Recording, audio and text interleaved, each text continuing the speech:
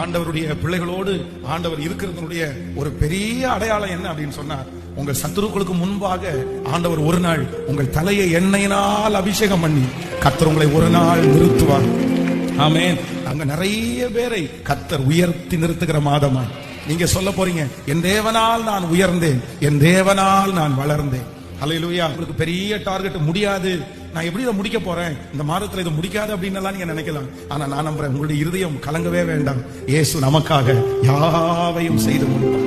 நான் நம்புறேன், உங்களுக்கு முன்பாக பெரிய தேவைகள் இருக்கலாம், நீங்க கலங்கி நிற்கலாம். ஆனா இயேசு உங்க பக்கத்துல வந்து என்ன சொல்றாருன்னா, நீ கலங்காத, நீ பயப்படாத, நான் உன் கூட இருக்கிறேன், என்னால் நீ உயர்வாய். ஆமென்.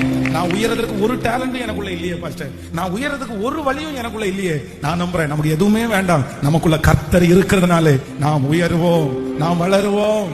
சங்கீதக்காரனை பார்த்து அதுதான் கேட்கிறாங்க, உனக்கு முன்பாக இருக்கிற அவ்வளவு பெரிய மதில் சுவரே, நீ என்ன பண்ண போற? அவர் சொல்ற ஒரு வார்த்தை என்ன தெரியுமா, என் தேவனால் அந்த மதிலை நான் தாண்டுவேன், என் தேவனால் அந்த மதிலை நான் தாண்டுவேன். நமக்கு எல்லாருக்கும் கர்த்தர் ஒரு பலன் கொடுக்கிறாரு. என்ன பலன் தெரியுமா?